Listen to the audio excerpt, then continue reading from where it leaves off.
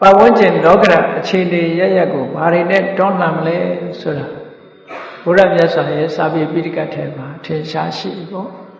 အဲ့ဒီဤကောင်းစနစ်တွေကိုဗမာပြည်ကိုလာရောက်ပြီးတော့ကမ္မထတရားလေးလာအထောက်သွားတဲ့ပုဂ္ဂိုလ်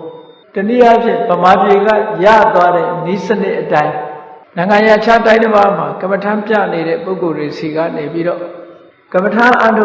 ဤစနစ်ကနေရရှိသွားတဲ့စိတ်ဓာတ်ခွန်အားတိုးမြင့်တဲ့ဤတွေ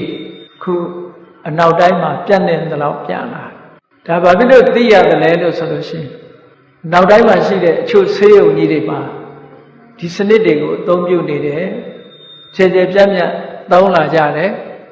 သုံးလာရုံနဲ့မကဘူးတက္ကသိုလ်ပညာရပ်တစ်ခုအနေနဲ့ပဲဒီစနစ်တွေကိုသင်လာတာတွေရှိလာဘုရားဗဒနိုင်ငံတွေကတော့ဒီနာမည်နဲ့မရှိဘူးတရားရိပ်သာတွေဖွင့်ထားပြီးတော့ထိုတရားရိပ်သာတွေမှာတရားစခန်းတွေဝင်ရောက်ပြီးတော့ဓမ္မကျင့်စဉ်တွေကျင့်ကြတယ်သမထအကျင့်ပဲဖြစ်ဖြစ်ဝိပဿနာအကျင့်ပဲဖြစ်ဖြစ်အဲ့ဒီအကျင့်တွေကျင့်ကြံကြိုးကုပ်အားထုတ်နေကြတယ်ဒါစိတ်ရဲ့ခုခံစွမ်းအားတွေကိုမြင့်တင်ပေးနေတဲ့အခြေအနေတွေပဲလူတွေမှာယောဂဝေဒနာဖြစ်လာတာနဲ့တပြိုင်နက် stress ဆိုတာရှိတာစိတ်ဖိစီးမှုဓာတ်တွေရှိတာတရားမှာကြောက်တယ်အဲ့ဒါလိုစိတ်ဖိစီးမှုဓာတ်တွေကိုလျှော့ချတဲ့နည်းစနစ်ကပါလဲလို့ဆိုရင်တတိပဒံကျင့်စဉ်ကိုအခြေခံပြီးတော့စိတ်ဖိစီးမှုကိုလျှော့ချတဲ့နည်းစနစ်ဒါဘယ်ကလာတဲ့နည်းစနစ်လဲလို့ဆိုလို့ရှိရင်ဘုရားမြတ်စွာရဲ့တရားတော်ကလာတဲ့နည်းစနစ်ပဲ